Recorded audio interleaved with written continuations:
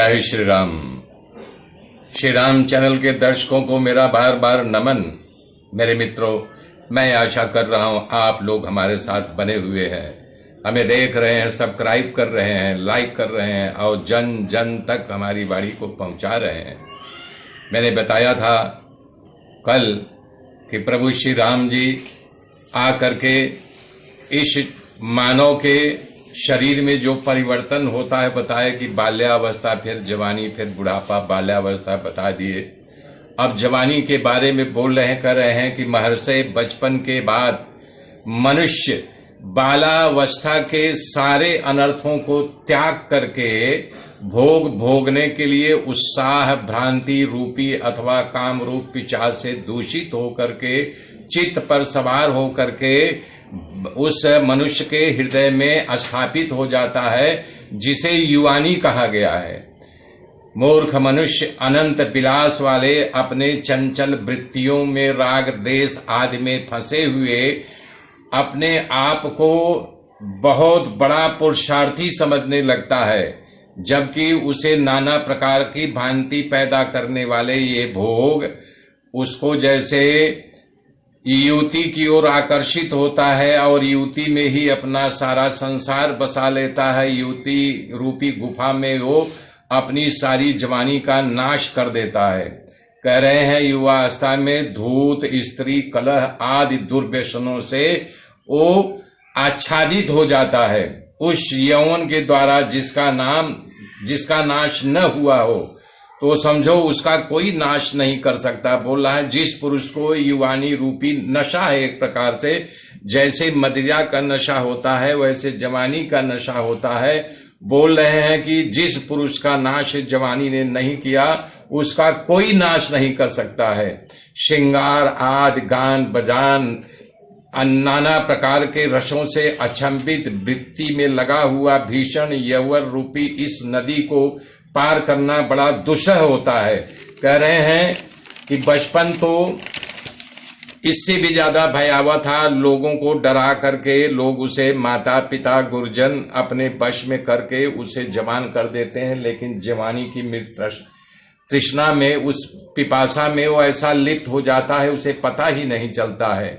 कह रहे हैं जैसे सावन भादों के महीने में बिजली चमकती क्षण भर कर के लिए दिखाई देती है, उसी प्रकार के क्षण भर की जवानी ये चमकती है, कौंधती है और कहाँ विलीन हो जाती पता नहीं चलता है।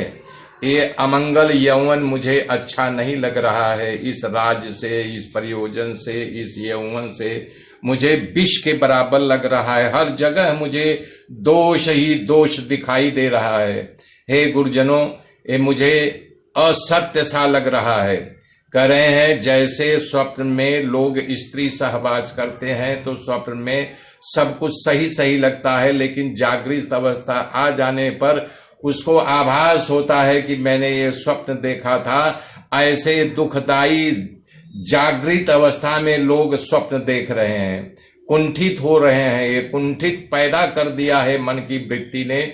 युवा अवस्था सिर्फ हाय मेरे प्रीतम कि यदि वो पल भर के लिए न दिखाई दे वो प्रीतम या प्रिया, तो कैसे विक्षिप्ता अवस्था को प्राप्त करते हैं, उनकी मति मारी जाती है, दुसह दुख का सामना करना पड़ता है, जबकि ऐसा कुछ नहीं है।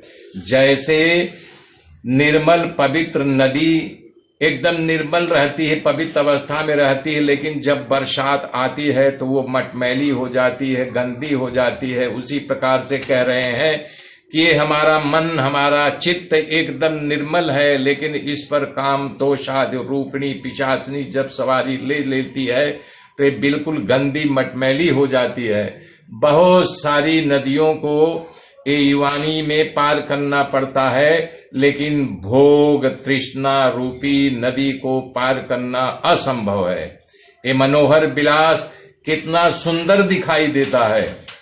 जरा कल्पना के सागर में डूबो और देखो, खुद अनुभव करो कि सही सही जैसे जैसे हम इसको आगे बढ़ाते जाते हैं अपने प्रेम पकलम को, वैसे वैसे हमारा नहीं कि भोग बढ़ता जाता है, हमारी पिपासा बढ़ती जाती है, हमारी काम वासना बढ़ती जाती है।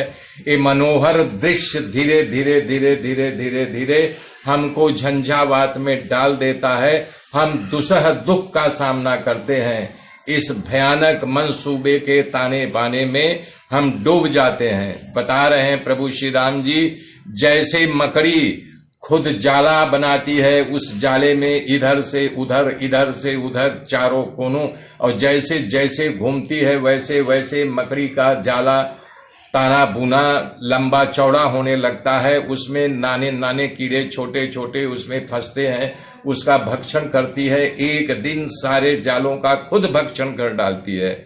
इसी प्रकार से कह रहे हैं कि हे मेरे मुनवर, हे मेरे गुरुजनों, ये जवानी सारा सब कुछ भक्षण कर जाएगी, तब होश आएगा।